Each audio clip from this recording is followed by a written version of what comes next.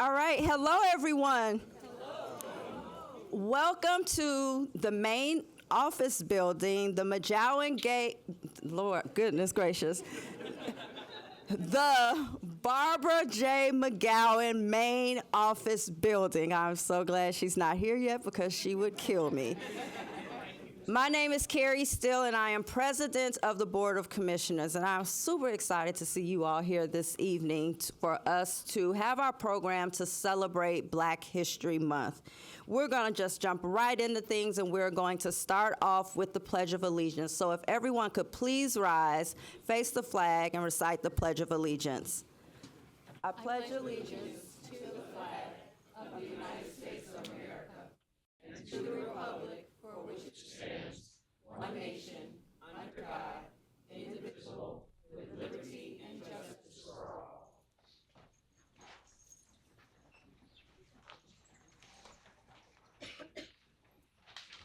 Good evening, and thank you, President Steele.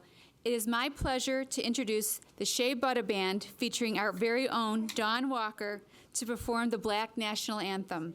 Dawn is the aide to Commissioner Cam Davis. She will be accompanied by Davaughn Nicholas, former aide to Commissioner Dan Pogorzelski, and Marlen Bass. The words of the Black National Anthem are in your program, so please take it away, Day. Shea Butta Band.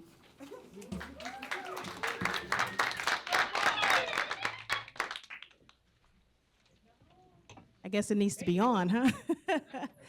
Thank you all so much. So happy to be here. Are we ready? Okay. And I will say at the very end, I'd love for the audience to join. If you look on your program, there, the very third verse of the song. All right.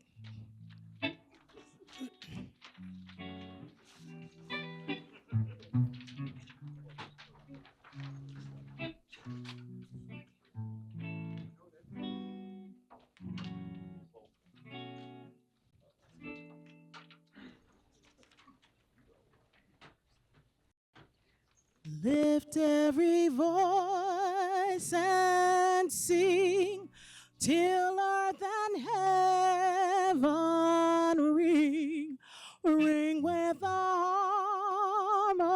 harmonies of liberty. Let our rejoicing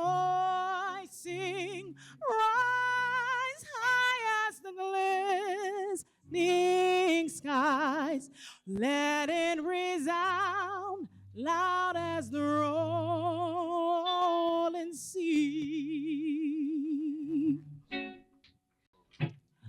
Sing a song full of the faith that the dark past has taught us.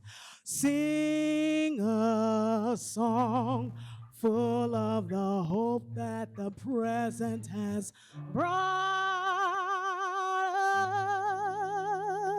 us. Facing the rising sun of our new day begun, let us march on, oh, march on, till victory is won.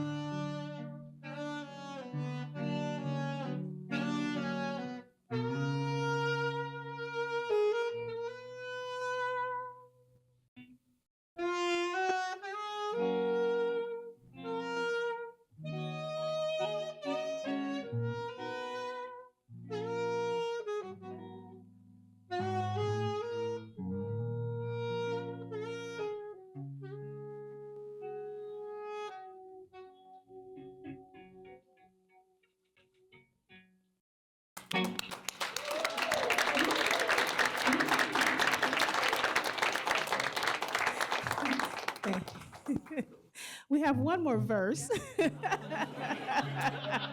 This was the verse I actually thought the audience would join in.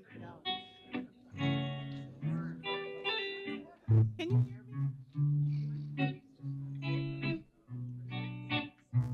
My mic wasn't on. Doug.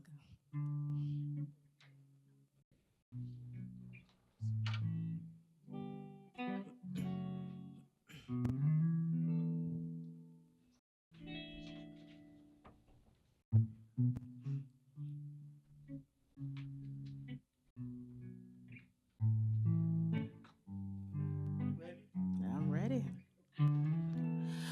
God of our wearies, God of our silent tears, though thou hast brought us thus far on the way, though we went, through the light, forever in the light, keep us forever in the path, we pray. Lest our feet stray from the places, our God, where we met thee. Lest our feet, drunk with the wine of the world, we forget thee. Shadowed beneath thy hand, may we forever stand, true to our God, true to our native land. True to our God, true to our native land.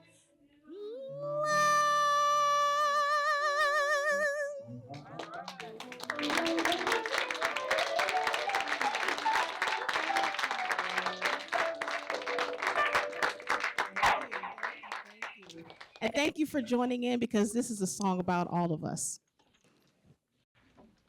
Fantastic job. Thank you, Day, Dawn, and Marlen. Available for weddings and bar mitzvahs. There you go. So nice to have our own in-house talent here today, but I would also like to acknowledge my colleagues that sit on the Board of Commissioners, many that are here today. Chairman of Finance, Marcelino Garcia, Commissioner Precious Brady Davis, Commissioner Yumika Brown, Commissioner Cam Davis, Commissioner Beth McElroy Kirkwood, Commissioner Ada Carrell Sepulveda, and Commissioner Sharon Waller. Thank you for joining us here today, my fellow commissioners. And I also would like to say it's with great pleasure we gather here today to celebrate Black History Month, a time dedicated to recognizing and honoring the rich contributions of African Americans to our shared history and culture. I'd also like to acknowledge and welcome the guests who have joined us here this evening and drove a fair few miles, starting with Calvin Jordan, our Rich Township Supervisor. If you please acknowledge yourself. We also have with us Danita Allen, District Director representing our Congressman Jonathan Jackson. The Clerk of Rich Township, the beautiful Arlene Sugar Alameen. Where are you? There you are. And my Worth Township Supervisor, Patricia Joan Murphy, all the way from Southside. And now I'll turn it over to our President.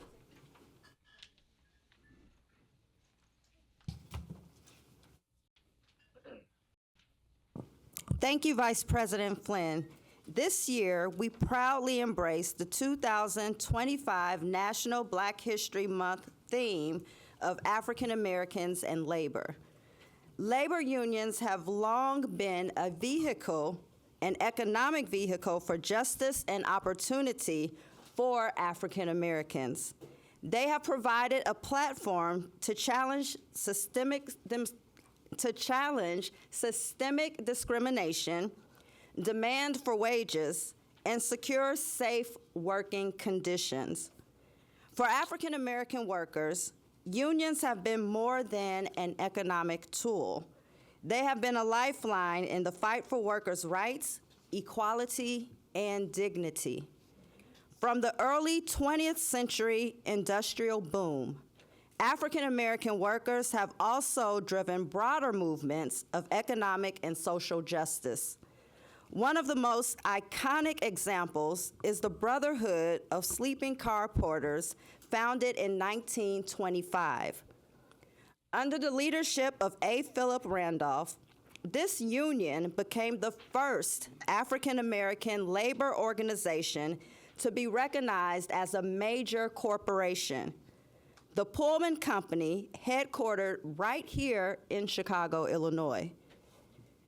We are fortunate to have Dr. David J. Peterson Jr., President and Executive Director of the National A. Philip Randolph Pullman Porter Museum, here tonight, and we will be hearing from him shortly.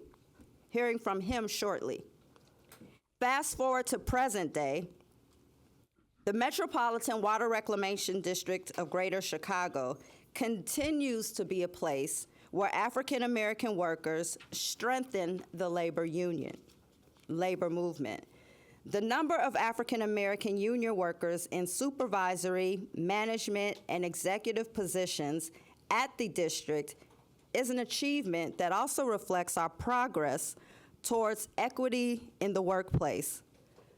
I'm going to name the African American union workers who have held or currently held supervisory positions at the district based on records started in 1985. It'll just take a minute, but I thought it was important. If we're going to celebrate African Americans in labor, we should definitely acknowledge our Black workers here who have not only worked in labor, we can't name all of them that have worked in labor, but we should definitely acknowledge the supervisors and the leaders that have worked in labor and achieved the goal of being a supervisor and a leader as an African American in this industry as far back as 1985. So I'm going to go through the names real quick. I won't say when they started, when they ended, because the dates go all the way back to the 70s, starting to ending in the 80s and whatnot, but I do want to mention their names. So we have Haywood Ford, Assistant Chief Operating Engineer. Edward Morgan, Assistant Master Mechanic. Clyde Andrews, Chief Electrical Operator. Stephen Pillows, Chief Powerhouse Dispatcher 1. Reuben Grant Jr., EITM Leadman. Roy Vaughn, Electrical Mechanic Sub-Foreman. Wayne Willis, Ironworker Foreman. Herbert Gray, Labor Foreman. Homer Abington, Master Mechanic 2. Pamela Taylor, Master Mechanic 1. Derek Coleman, Motor Vehicle Dispatcher Supervisor. Jimmy Millard, Painter Leadman. Oscar Jordan, Principal Storekeeper. John Banks, Stores Supervisor. Wesley Watson, Truck Driver Foreman. Derek Yancey, Assistant Master Mechanic. Ben Stroud, Assistant Master Mechanic. Can we give them all a round of applause?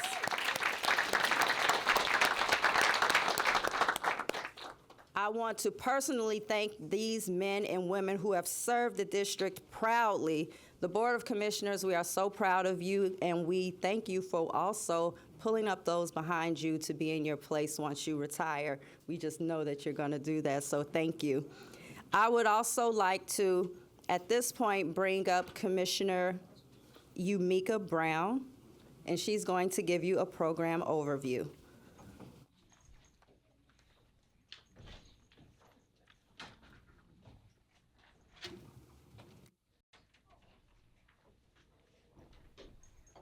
Good evening, everyone. I am Commissioner Yumika Brown, and I am so happy to see all of you here today to celebrate Black History Month, a time dedicated to recognizing and honoring the rich contributions of African Americans to our shared history and culture. MWRD remains committed to promoting a diverse, inclusive, and equitable workplace. Black history does not just promote diversity, it celebrates diversity. Promoting diversity is bringing awareness to the idea that we all diverse, and we are all have something to contribute. We have a wonderful program lined up for you tonight. As President Steele mentioned, this year's Black History Month theme is African Americans in Labor. So thank you all for being here. Our program will feature a panel that includes MC Irma Holloway and Fletcher Holmes, Jonathan Jones, Marcus Jordan, and Joe Wells. Our panelists represent various Chicago-based unions, and each will speak about the profound impact of African Americans on their organizations. Each will share a similar theme of struggle, solidarity, and triumph. While I'm up here, I wanted to take a moment to recognize Larry Huggins, owner of Right Way Huggins Construction, for his incredible contributions to our community. Thank you again for being here. Please continue to enjoy the refreshments during the program. I now welcome MWRD Commissioner Precious Brady Davis, who will introduce tonight's keynote speaker. Thank you.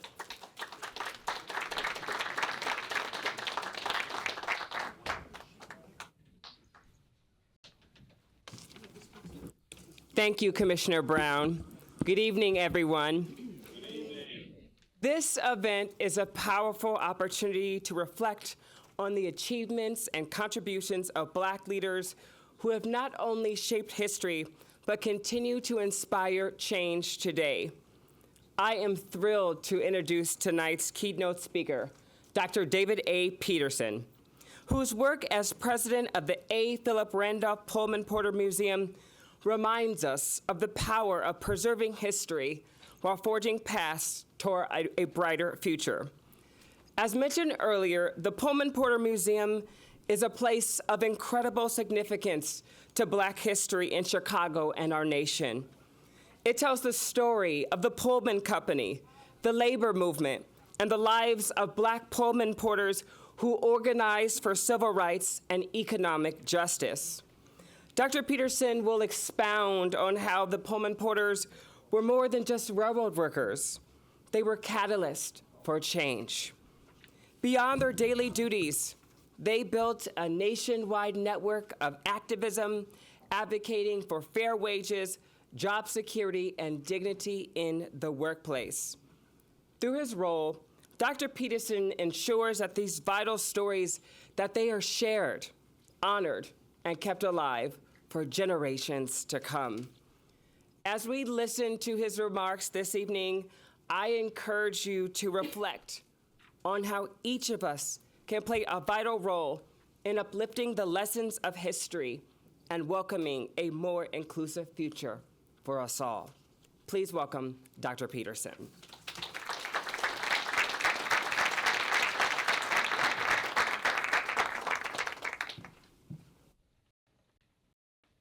Good evening, everybody. How's everybody doing today? Okay, fantastic, fantastic. First and foremost, thank you, President Steele, and the Board of Commissioners for having me. I genuinely appreciate you guys. It's definitely a privilege and a pleasure to be here. I definitely want to give a very, very personal shout out to my big brothers in the room, Elbert Walters, Bert, Joe Wills, Jonathan Jones. These brothers have absolutely stood behind me these last several years as we've been kind of expanding the museum. So to work with them, the Electrical Workers Minority Caucus, IBEW, it's definitely been a pleasure and an honor, so thank you guys. Definitely appreciate you guys. And before I begin, just in deference, I want to ask for permission from my elders in the room. Do I have permission to speak? If I do, just say Ashe. Thank you, thank you. Okay, I want to start with a little bit of history first, just like our foundation. Everybody's heard about Pullman, the historic district of Pullman. That is where the Pullman Porters started. George Pullman moved to the city, young guy, bought this land and started this town. So that was groundbreaking right there alone. But probably, in my opinion, the best thing he did was started the Pullman Porters. This was the first job for freed slaves. And this was like the cream of the crop, if you will. And that's why they were normally known. A. Philip Randolph. A. Philip Randolph was a gentleman that was born in Florida, moved to Harlem, New York, and became a newspaper publisher. He was a member of Phi Beta Sigma Fraternity Incorporated, Freemason, And he had an outstanding skill set to paint pictures for people that they normally would not be able to understand. And he had a newspaper called The Messenger. The Messenger basically gave him the opportunity to speak about all of these issues that people were scared to speak about. And the Pullman Porters found out about him through this newspaper. And during that time period, they wanted to find representation because as they watched the Great Strike of 1894 take place and they saw all of these great things happening, they wanted to find out where was their place in trying to find this movement. So, the Pullman Company absolutely established yellow unions, is what they used to call them. They were kind of like Pullman Porters Benefits Association, the Employee Representation Plan, and these were basically unions that the Pullman Company created and gave to the porters and said, okay, you all want a union, here's your union. So as they began to kind of, engage this union, they realized this really wasn't a union that had our best interests at hand, so we need to kind of create our own. And at that time, again, they began to look for someone who could not be bullied into silence, who could not be threatened with losing their job in order to lead them. So they found Asa Philip Randolph. Asa Philip Randolph was not really welcoming initially because he had previously organized the elevators union, and he was unsuccessful in doing that. So that kind of broke his spirit a little bit. But a Chicago guy by the name of Milton Webster, in his Chicago fashion, kind of strong-armed Randolph and asked him to come be a part of this movement. So Randolph took a trip on the train. He was in disguise for about a day and wanted to see, from firsthand experience exactly what these gentlemen were going through. And as a result, he wound up deciding that he would absolutely lead them. So at the Elks Lodge in 1925 in Harlem, New York, a couple of blocks away from the Apollo Theater, he called all of these porters from around the country, predominantly from Chicago, to come to this place. And it was on that night, August 25th, 1925, that he said, what this is about is making you master of your economic fate. He made it a point to appeal to these gentlemen's manhood so that they could understand that this is more than just about money. This is more than just about getting a job or getting some rights. This is about your humanity, about your manhood. You have to stand up for yourself. Are you not men? He would call them in that order. And the rest is history. So 100 years later, here we are. Celebrating the centennial of the Brotherhood of Sleeping Car Porters, originally dining car waiters and maids, America's first and only black labor union to receive a charter under the American Federation of Labor. So everybody just give a hand clap for the Brotherhood.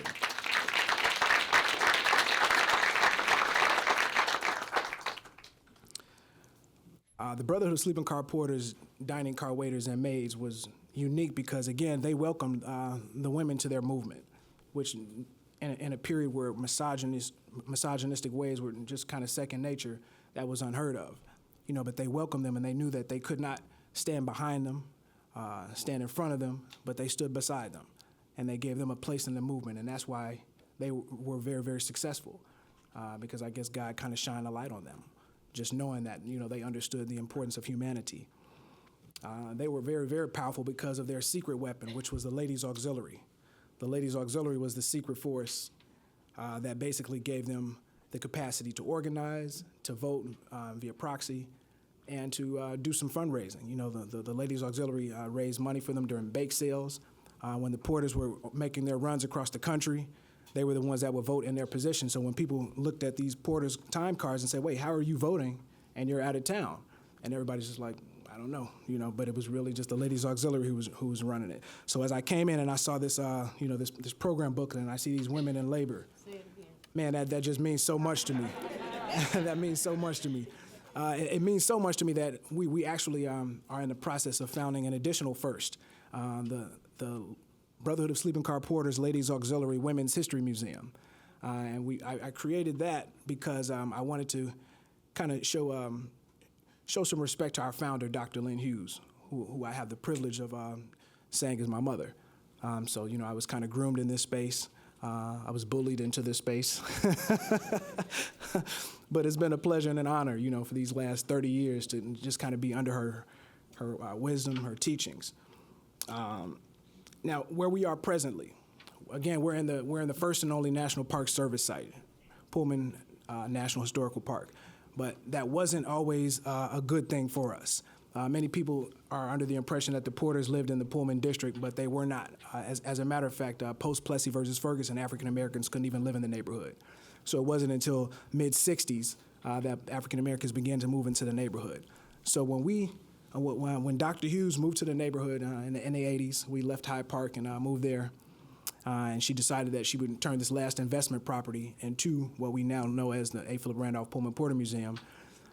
It really wasn't something that was welcomed. But, it's a badge of honor for us to know that in the same neighborhood where we actually couldn't even walk, now is the world's first and only Black Labor History Museum. We're very, very proud of that.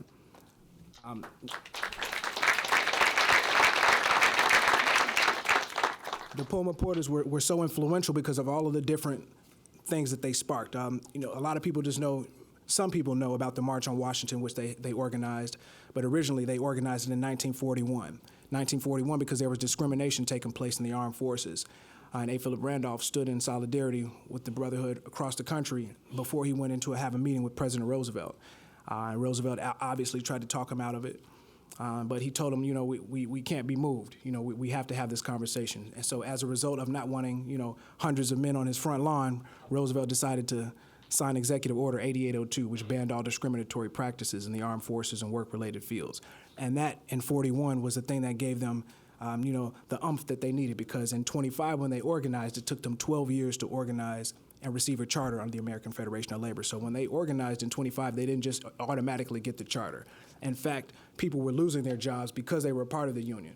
But it was in 37 when they finally received their charter. So after people saw how much power they had in receiving this charter, that's when they began to become involved in the civil rights movement, starting with 41. Then moving to the 50s. In Montgomery, Alabama, there was an exporter who was the president of the local union and the local chapter of the NAACP. And that gentleman's name was E.D. Nixon. E.D. Nixon got a call from his secretary, and she was somewhat distressed. So he said, well, Mrs. Parks, how can I help you? And she said, well, I've been arrested. So they had already had a plan in place. That's why she called him. E.D. Nixon then called Randolph. Randolph gave E.D. Nixon a list of names in their network, and they raised $92,000. That $92,000 is what spearheaded the Montgomery bus boycott and bailed her out of jail. They were looking for people in the neighborhood, in the community, that would kind of serve as the voice. So in that, they couldn't find any pastors who were willing to do it. They were all scared. But they found a young man, he was 26 years old. His name was Dr. Martin Luther King. And this gentleman then led that mission, and the rest is history. And at that point, that's when they began to kind of groom him. So although he came from clergy, it was the organizing, social learning environment that the Brotherhood of Sleeping Car Porters set up for him that kind of groomed him in that space. So when it was time for the March on Washington in 1963, they had already had the plan put together in 41. So they shelved it then, but they brought it back out at this time. And at that time, Randolph knew that, in his elderism, that he needed to pass the torch. And that's why he gave the floor to Martin Luther King to give the famous I Have a Dream speech. So when we talk about these movements, it's important that we understand the root as we acknowledge the fruit.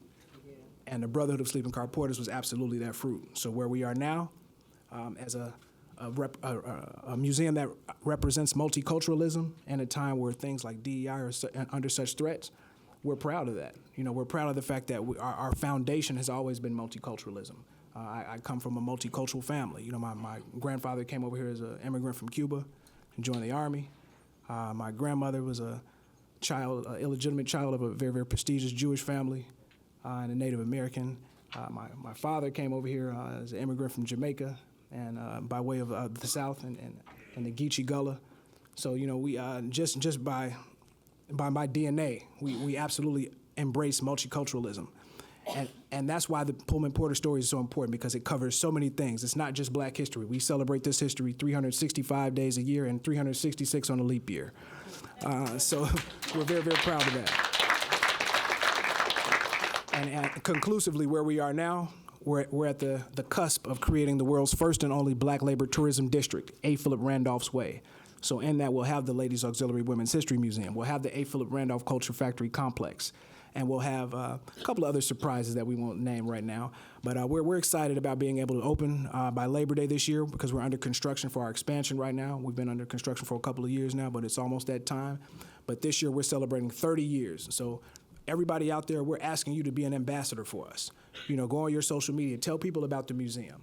We're, and in some cases, somewhat under attack. You know, people have seen us close for a little bit, so they think, okay, well, this is the time to jump in. They're not doing a good job, we'll do it for them.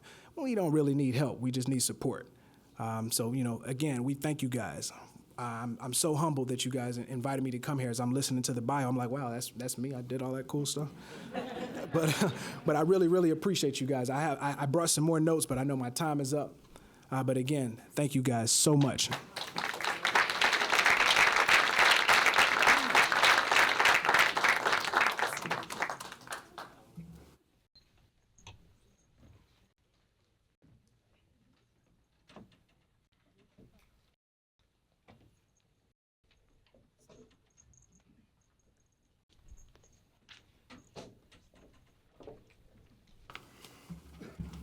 Thank you, Dr. Peterson. Thank you for that amazing story, and I really hope it inspires us to live our own stories, because we are living history right now. Hi, everybody. My name is Commissioner Cam Davis, and I'm really privileged to be here to celebrate Black History Month with you. Black History Month is a time to honor the extraordinary contributions of Black leaders, innovators, and advocates who have shaped the fabric of our communities and continue to inspire progress. At MWRD, we celebrate this rich history while committing to equity, inclusion, and the fight for environmental justice, ensuring that every community has access to the resources and the opportunities that they deserve. It's now my pleasure to introduce a trailblazer whose lifelong commitment to workers' rights and social justice has had a profound impact across our greater community. Irma Holloway is a visionary business leader with over 3 decades of experience leading diverse teams in varying industries. She's the COO of Phoenix CCI and the executive director of the Black Contractors, Owners, and Executives. She is known for her ability to develop people, businesses, and communities. She is committed to making a positive impact in the organizations and the communities in which she serves. Welcome, Irma.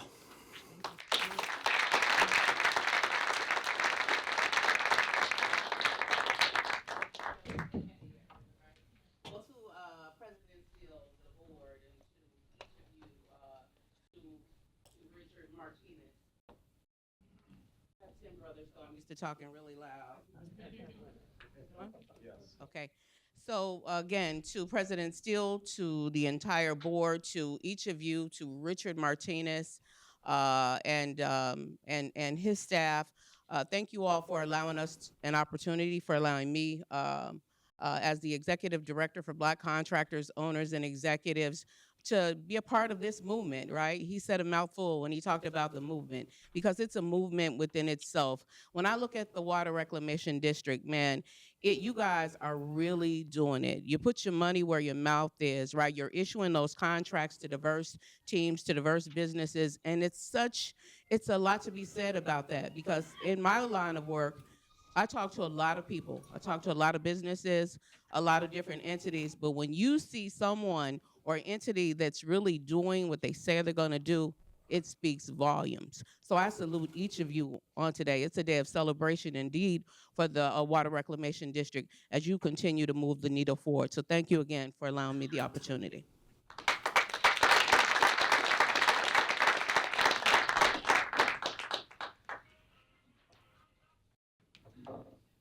Thank you, Irma. I'm Commissioner Beth McElroy Kirkwood, and I'm happy to be here tonight participating in the Black History Month program with all of you. I'd like to introduce our first panelist, Fletcher Holmes, who is a business agent, political director, and proud member of Ironworkers Local 63. Fletcher is not just an iron worker, he's a testament to the power of hard work, craftsmanship, and teamwork. His contributions to Local 63 and the largest ironworking community have helped shape the skyline we admire and the infrastructure we depend on. Through his work, Fletcher embodies the values of resilience, precision, and pride that define the ironworking trade. He's part of a legacy of laborers whose efforts often go unseen, whose impact is felt everywhere. Ironworkers Local 63 is more than just a union.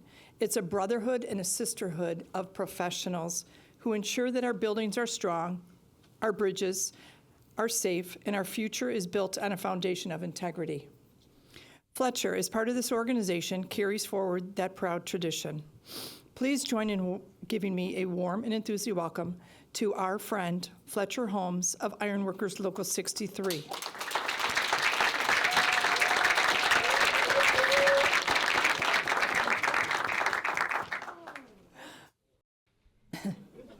I was just thinking that. I think you owe me.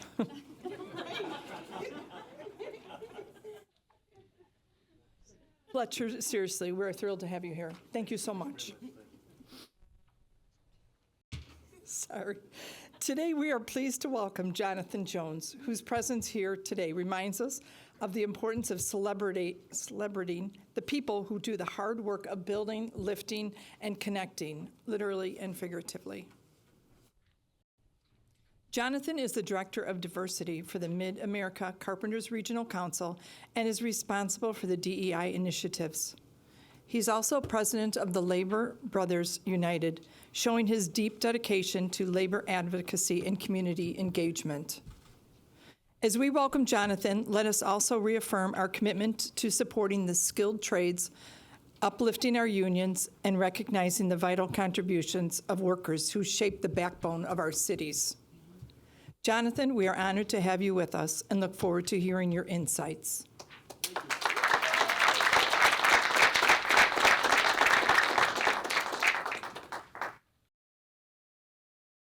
Hello, everyone. I am Commissioner Sharon Waller. It is my honor to be here and to celebrate with you here tonight. I am pleased to introduce today's panelist, Marcus Jordan, who serves as the DEIA Outreach Coordinator for Operating Engineers Local 150 and Indiana-Illinois-Iowa Foundation for Fair Contracting. These are the folks that keep our water clean.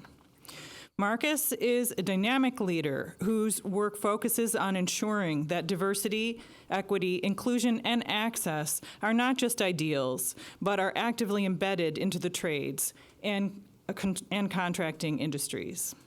Through his efforts, Marcus is building pathways for underrepresented communities to access meaningful careers that offer stability and opportunity.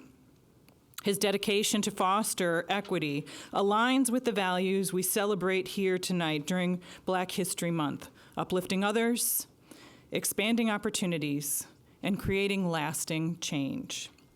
Marcus's work reminds us that progress isn't just about remembering the past. It's about taking action today to ensure a better future for everyone. 7 generations forward, right? Please join me in welcoming Marcus Jordan.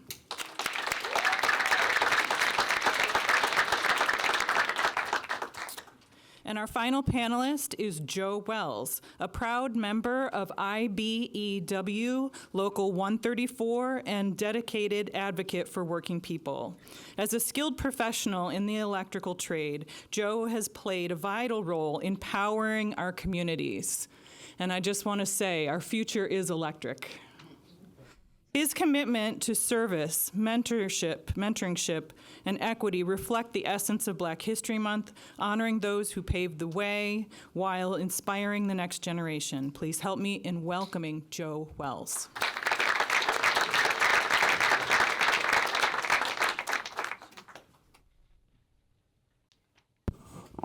At this time, I would like to welcome our MC, Irma Holloway, and the panel of experts who will guide us through an engaging discussion of the 2025 Black History Month theme, African Americans and Labor.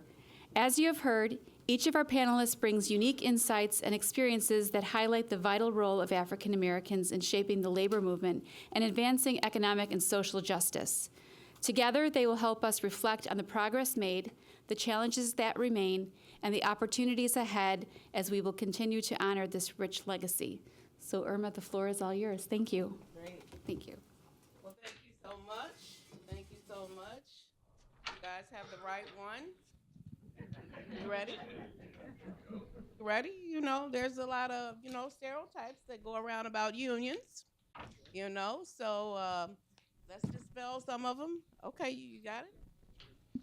All right. So being a part of the union, right, is something like being a part of BCO. It's about being a part of something bigger than yourself, right? The unions allow you to have access. The unions allow you to unify, right? That the unions allow you to have an advocate that works on your behalf, even when you're not in the room. And so it's a great thing, as many of us know, as I am signatory to Local 63, Local 1, right? Myself, so I understand it, and I understand it very well, what it is and what it takes to be a part of a union and be a part of something that's bigger than yourself. And so today we want to talk about really where we are and how far we've come and where we're coming, where we're going as it relates to, being a part of a union. So it brings us to our first set of questions today. So historical perspectives. How have African Americans historically contributed to the labor force in skilled trades and in the construction industry? Either one of you can take that. It's on. I'll say basically since we've been in the United States as slaves. I would say during the Civil War, I would say before the Civil War, we've always built all the infrastructure and things of that nature. We were taught this, and this is something we've had. I would also say during World War I, World War II, we were doing a lot of things like that. And after that, even in the 60s, we were always involved in the construction of this country, whether we be in the industry or otherwise. But we've always been there as far as maybe not the percentages we want, but we were there. Anyone else?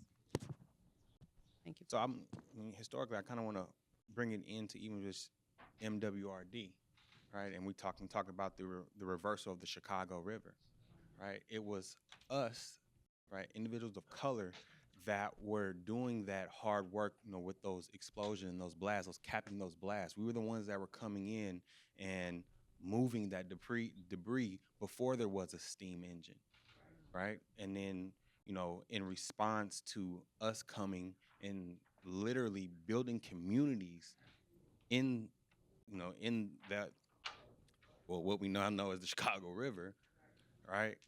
Just leading the way for labor. I mean, we're talking about the 1900s. You didn't even really see organized labor as strong as what it is now, but we were the ones that were doing the work, and we were the ones that were part of those first groups to get organized. So, bringing that into just MWRD's history as a whole. Great. Yeah, just to piggyback off of that, let me just start at the beginning. So what a lot of people in this country don't realize is that the White House was built by enslaved people. And Benjamin Banneker did the blueprint. And going forward, we go to Garrett A. Morgan and others who contributed to building this country. The history just doesn't get told, but I'm glad we're having this discussion tonight. Thank you. Yeah, I think that coming here to, migrating from the South and coming to the North, that was what we see as a threat from the folks that was already here, because we work for lower wages, and they already had a certain standard that was set here, and it became a thing of animosity between the two groups, and it was a thing of, we have to protect what we have here, but then we have these folks that's coming from the South that's working for a low wage, and thus we've had that division and that divide for so many years, and it wasn't until current times where we understand that we're much stronger together. We have a lot more in common together, and if we work as a team together, there's enough room at the table for everybody. I agree. Thank you all for your comments as it relates to that. And one of the things that inspires me most about, how we've historically contributed. You have to know that way back then, we certainly didn't get our fair share, right? Nor a fair wage. But because of the unions, right, we're now equal. We're now able to gain and get an honest wage and an honest living, and people can retire and have pensions and things of that sort. So it has certainly come a long way, and we've been a part of it from the very beginning. So our next question is barriers of progress.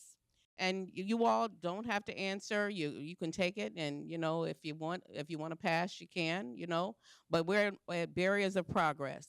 What are the greatest barriers of that an African American faces when entering and advancing, in your perspective, in the trades? Okay, a kid here, born and raised in Inglewood, in Chicago. I went to Chicago Public Schools. And some of the challenges that I faced back in 1991, well, I remember when he was young back then, right? Now it's 90. So some of the challenges is exposure, understanding the opportunities that lie before you. If you can't see it, you can't be it. And other ones is not really understanding how to transition, understanding how important it is to get your driver's license. That's a big problem. And then understanding that the industry, many people get credit for being bilingual, but not many people get credit for being bicultural. Bicultural is very important because everything you go into is a culture. The police department, the Army, the Marine Corps versus the Air Force. So you have to understand how to be bicultural to be able to exist in your current community, but yet exist in other cultures, and that's the way you survive. So I think that those two barriers, the lack of exposure and the lack of understanding how you have to be bicultural in order for you to survive in those environments, is still a struggle, and we're working to try to help overcome that.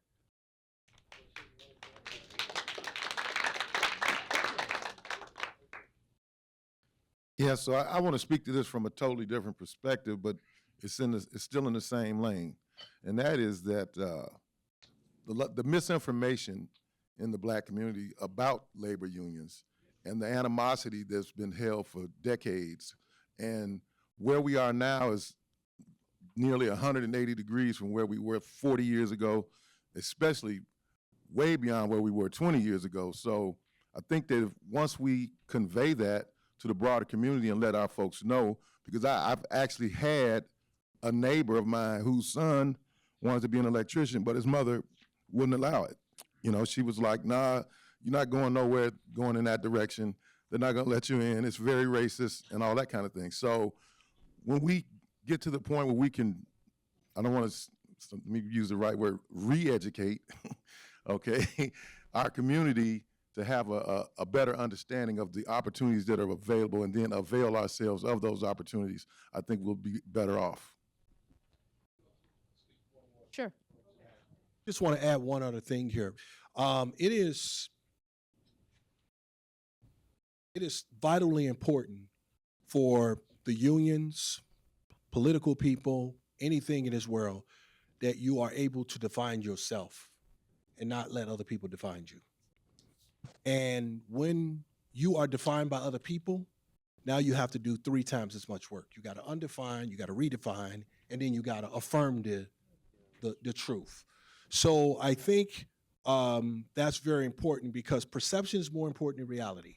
And so there's a lot of misinformation out there, and that's why we all got together as labor leaders and said we have to do LBU, because we have elected officials and people that are in very key positions that don't really understand the trade unions. We're not the same trade unions that we were back years ago, but that message and the hurt and the pain that was caused to our community because of the discriminatory and segregation and all of that, it trickles down through generations. So I think that part of it is being able to define yourself and reach the people before other people define you in a negative light. I agree. Go ahead, Mark. So I would honestly say for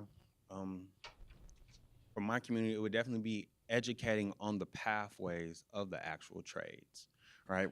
Just honestly, historically, just having a 3.0 or 4.0 GPA, you're automatically taught in my community to go to college. That is the streamline. That's where you need to go. And getting that education, that a trade apprenticeship is just as comparable. I think that is one of the biggest barriers that we're seeing within our community. Say, hey, this pathway is just as important, if not more. You can do this, and the same union that you're supporting in the workforce is the same one that can pay for you to go to college if that's what you choose to do to go into management, right? And the different options. So I think that for me is one of the biggest things. It's almost like the parent that says, that tells their child, you don't go to college, you go get a job. You know what I mean? Instead of allowing them to explore, as you said, other opportunities, right? So it also brings me to mind, I remember back when I was growing up, we used to go to, they used to take us on a field trip to Washburn Trade School. That was a long time ago, right? Washburn Trade School. And it was one of the most fascinating field trips for me, right? I come from a construction family. My family's been in construction for over 30 years. Of course, my dad, 10 brothers, myself, my dad didn't do it to the point of where I do it now, but on the same token, it was fascinating to me. And so when they took that out of the schools, right? When they took that trade school away, when they took the trades out of the school, I think it was to the detriment of our community at large. At large, right? So it's much needed, and I agree that the education component of making sure that people understand that it is a viable option, a very viable option. When you look at making $138 an hour, right, in some of these trades, that's not too shabby. With some benefits, with a great pension, right? It's not too shabby. You know, when we cut those checks on the 15th of the month, to the unions, right? It's not shabby at all. So it's a great place. And so, count on us, and I'm sure count on the Water Reclamation District to do whatever we can do to re-educate people to do what you need to do.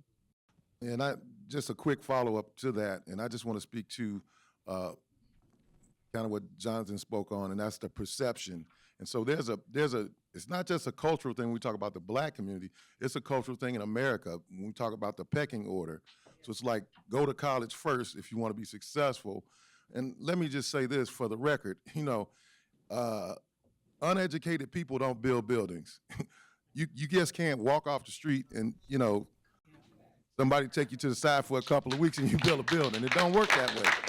You have to have a certain amount of knowledge, skill, and talent. Okay, thank you. I agree. We're going to keep it moving. We only got 20 minutes, so we're going to move on forward. So, Marcus, I'm going to toss this one to you. Marcus Jordan, Local 150. Can you speak about Local 150's support to diversity inclusion initiatives, particularly for African Americans? Right. So I think this one, just historically, you always see trades supporting the African American community with finances, right? And that's kind of, just being honest, is always status quo. I can honestly say for... Well, they say money answers all things, right?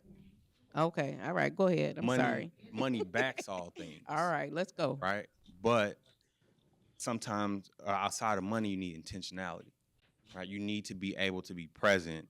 You need to be able to have those tough conversations to sit there and build on what we're saying the change really is. So for us, honestly, first it started off internally, right? We can't sit here and go out to the public and say, hey, we want more African-American men and women. We want more Hispanic men and women, right? We want individuals from the BIPOC community, but internally, it's not what we're going after. So internally, we started building out an actual DEIA committee that focuses on policies internally, so that way we can increase the actual number inside. That led out to policies within our apprenticeship that would be conducive, honestly, for free pre-apprenticeship programs throughout the state that service the individuals from the disadvantaged communities, which is BIPOC.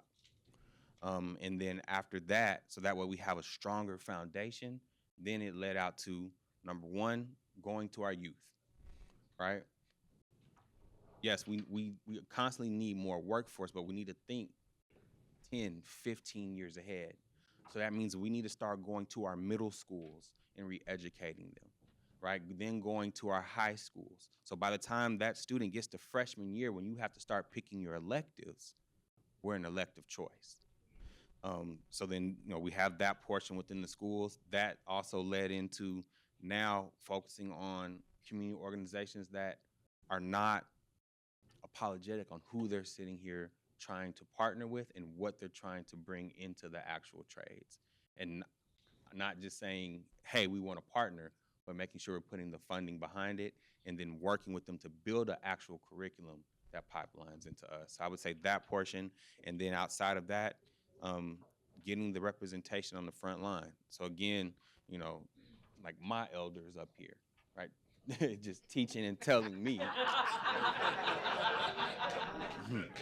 No, I mean, we're saying it's funny, but honestly, I'm just being, yeah, I mean, we're going to laugh, but honestly, I've talked to every last one of these gentlemen, Burt Walters there in the back, because like Fletcher said, there's still work that needs to be done. So I need to talk to these individuals so that way I can be successful at it. And one of the things is that you need more representation. That's when you're starting to see more business agents with LBU, right? That's when you're starting to see with the operators, not just business agents, but we have Tamara McCullough that's specifically leading things out for not just sisters within our local, but sisters within the community so that they can educate the women in that. So for 150, that's what we're doing, and open to everything else in between. Okay, great. Thank you so much. All right, Fletcher, Local 63. What unique challenges do African Americans face in ironwork, and how has Local 63 addressed these challenges? Well, I would say that as far as the challenges that we had in Local 63, I think it was more so we didn't represent our African American members that we had there. So therefore, we had to ask these guys what's going on, what can we do to help out. But the past administrations were honestly a good old boy white club. That's all it was. So therefore, they didn't have that. But I have to say one thing: my boss Paul Wendy back there is a very diverse guy back there. He truly put our local in a very good spot as far as bring us in the forefront as far as helping out, having brothers, sisters, and being very diverse. The problems that we had were just lack of knowledge, not going to the black neighborhood, the minority neighborhoods to help say, hey, we want you guys to come here. They would do it in a really deceiving way. But that's all gone now, and our numbers are getting higher. We've done a lot of things. We deal with the Higher 360 Revolution Workshop. Who else? CWIT. We actually go to different schools, even like what Marcus said, to go to schools just to start out at an early age to work to see what they to cultivate it, to see, because when they see people like us, then they can say I could be this person, as opposed to just seeing a white guy go into a black school and they say, hey, you can do this here. Like the kid can't see that, but when they see a brother there, they say, hey man, this is possible. Especially when they see the clothes, they see the pictures, they see the things that we're doing, and it's life changing money. I can definitely say that. So. Once we have that grasp on them to say, hey, this is something you can do, whether it be carpenter, 150, electrician, doesn't matter. But I tell anybody, get into the trades. It's life-changing money. It's the best job I ever had. That's what I can tell you. Yep, that's what you told me when I came and toured the facility, right? That's and I was able to identify with other women that were there working and other minorities that were there working, and it was a good opportunity for the people that I employ as well. So my hat off to 63. You guys are doing a phenomenal job. One of the things also, I have to pay homage to this man right here. Jonathan, he's a very good guy. He's helped me out in a lot of ways as far as politically. Also, Elbert over there. Also, I have to say, these guys, they take my calls late at night. Hey, I need to know X, Y, Z this year. I'll say Marcus also and Joe. The whole LBU program, I would say, is a very good thing with the organizers and business agents from all the different respective locals. I would say that we come together to make sure we meet the elected officials so they know who we are, because when an elected official meets somebody, they may just meet a white guy, or this is X, Y, Z. But then to actually see that we have black leadership there is a really good thing. They see this here, and they have Latino also, so it works out. Fantastic. So, Joe, I'm going to send this one to you. Joe Local 134. How has Local 134 worked to diversify its membership, and what programs or partnerships have been most effective in recruiting and retaining African Americans? So to address that, I would say first and foremost, utilizing our constituency groups. So I can't speak for the other building trades, but I do know that in Local 134 specifically, we've got constituency groups that have been around for decades, that have done the grassroots work, and our local, over the years, I would say in the last 25 years, have really embraced them. I belong to an organization called the Electrical Workers Minority Caucus, which has been around for 50 years, and just our organizing campaign, our mentorship, and all the things that we do in the community to make folks aware and actually go to see them, because our approach in the Minority Caucus is we tell the IBEW that, hey, you know, when you go out into the community, people will warm up and listen to folks that look like them. It's just human nature. And so until you embrace that, those numbers are not gonna grow, right? So have to convey that. And then also, like I said, in our local union, our constituency groups work together. We've got several constituency groups. I'm not gonna name them all because we got so many, but we work together, right? So that the Sisters of 134, the Veterans Committee, the EWMC, and there's others, OHMS, I mean, I could go on, but we all work together. Our local union leadership acknowledges these constituency groups, and we go out in the community in a grassroots way of doing things and really touching people. So that's what we're doing. Wonderful. Thank you so much. All righty, Jonathan, for you, how has the Carpenters Union historically worked to increase African American representation in its ranks, and what's being done to recruit the next generation? The answer I'm going to give you is not what it's going to be what most people are going to expect. And the answer, the key word here is end user. And this is where our leaders here as commissioners come into play, and our political leaders in different places and private industry and owners, because the end users, developers, they're the ones that actually set the standard. So when the Water Reclamation District says, hey, this is what we're going to have on our crew, this is what our goals are, then at that point it trickles down, and now it is a requirement, and now people are starting to prepare people, even if those folks are not ready, okay? So it's about educating folks and talking to people at the top, and not just saying it as a group of individuals with a hat in their hand begging for a quarter. I'm not saying that at all. I'm saying making people aware that you are really missing out on some really diverse talent. Because if you think about it, if you go into the music industry, if you don't have diversity there, it's not the same. If you go into the NBA, NFL, the NHL, wherever you go, there's diverse talent, okay? And so, and being able to acknowledge that and understand that and show people where it's going to benefit them. See, that's what a problem has been in many years, is, giving people guilt trips about, you need to do this is not sustainable. But talking to people on how you bring value to their organization, that's very sustainable. So that's how we've done it. Great, thank you. What I like about the Water Reclamation District is that you guys are intentional about doing that. When you talk about building these teams, right, it's so important with the Anchor and Madonna and those teams, and you're making sure that those guys have a diverse team that supports the vision of the Water Reclamation District. That means everything to us as minorities, coming from a union standpoint. It means everything, because in some cases we may not be in a position where we can actually take those jobs on, large projects by ourselves. But when you guys ensure that your leaders, right, the primes that are sitting in those spaces, make sure that we're a part of those teams, it means everything. And our members know it, they feel it, and they feel good about doing work with the district. So thank you for that.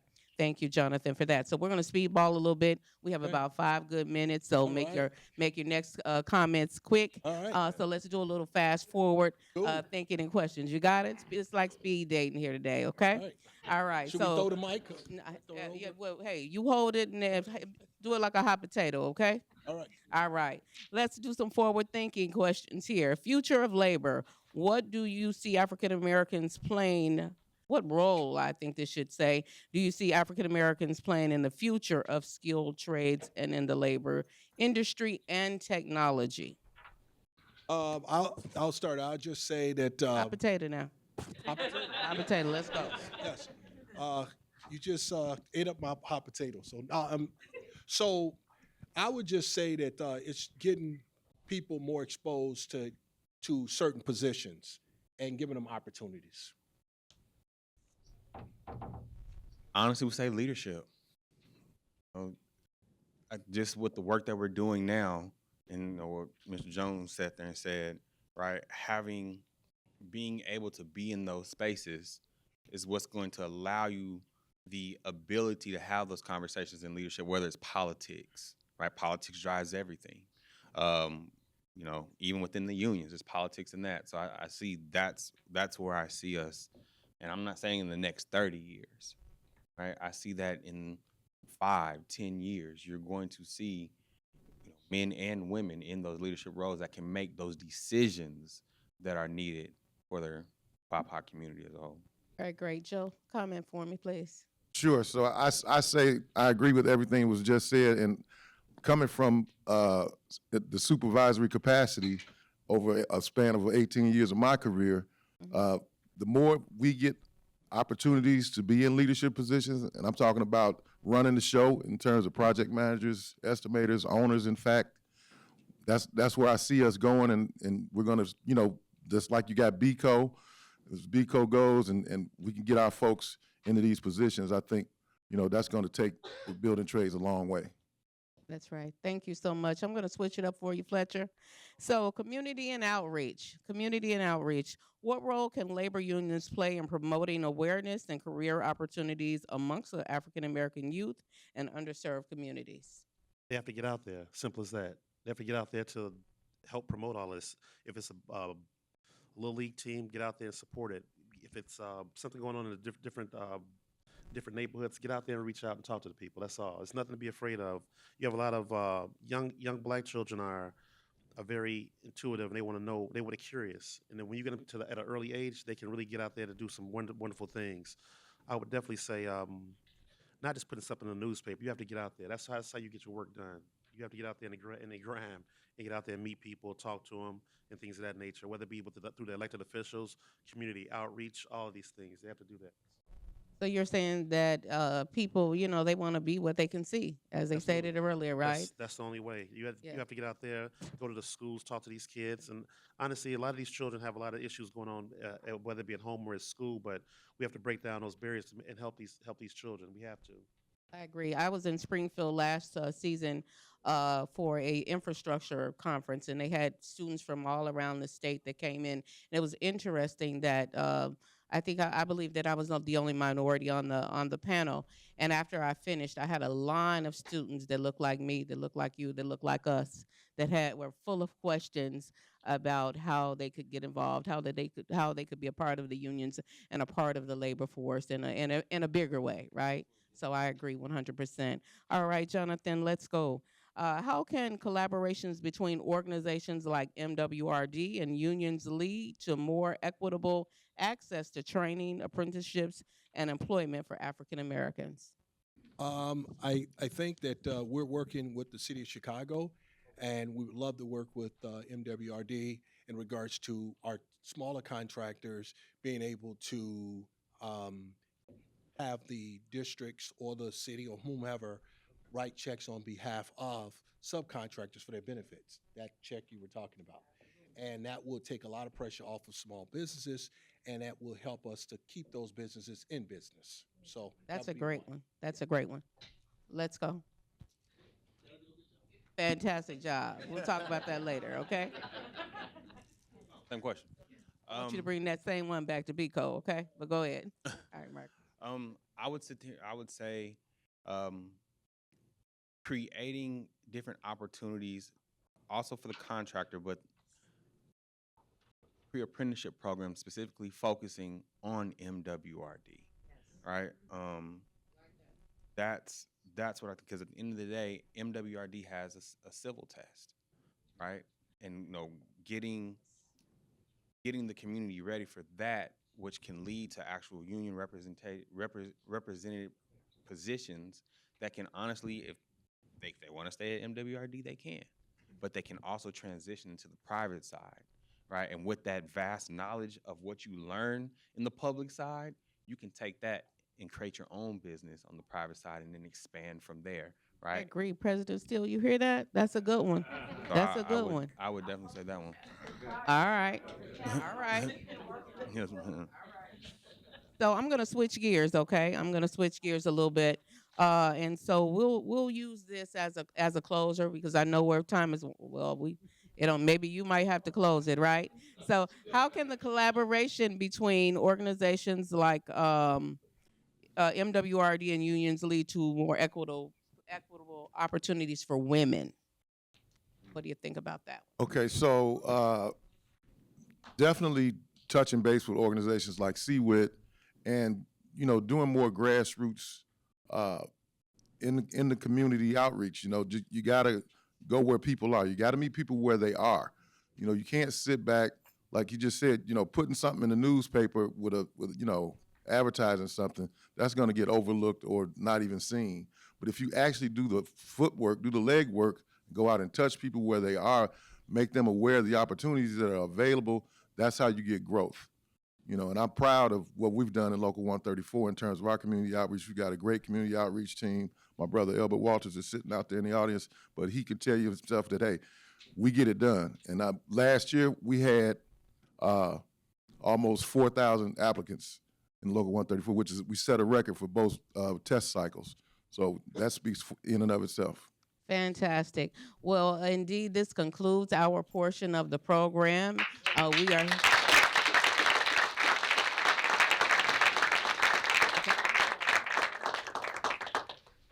Cut my mic off. No, all right. Thank you to our panelists, Marcus, Fletcher, Jonathan, Joe. Thank you all so much. You did a phenomenal job. No problem.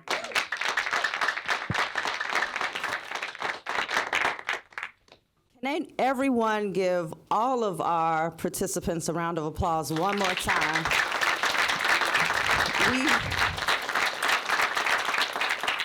Yes, we all truly appreciate you taking time out of your busy schedules to help us celebrate Black History Month. From Dr. Peterson, we appreciate you, Irma, Fletcher, Jonathan, Marcus, Joe.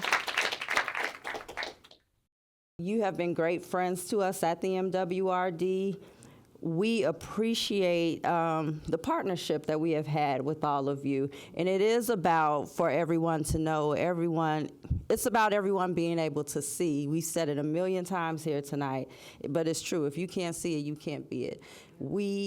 Everyone up here, we have reached out to you in various ways to go out into the community to help us, spread awareness about the unions.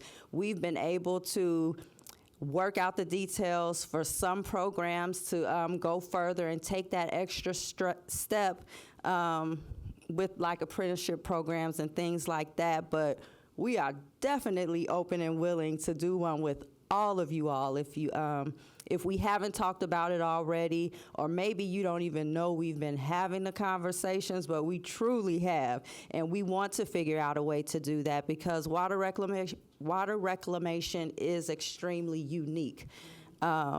So we want to try to get people in here who understand what we do, and it'll be great if we could hold on to them while we're teaching them about what we do. So let's keep those lines of communication open about that. This will not be just something we say in a meeting and we don't go revisit it. And then also going out into the schools and the communities, we all will see you all out there in the community because we know the hard work that you all do, and you all know we work hard, so I'm looking forward to us doing more things together.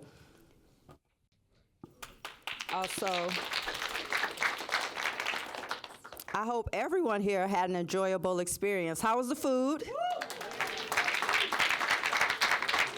So I'm glad you all enjoyed the food. Is there any left? Okay, so that means to-go plates. It's a Black event, so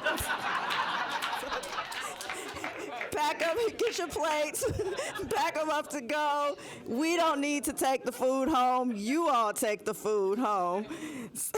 But it's true. You all know that's true.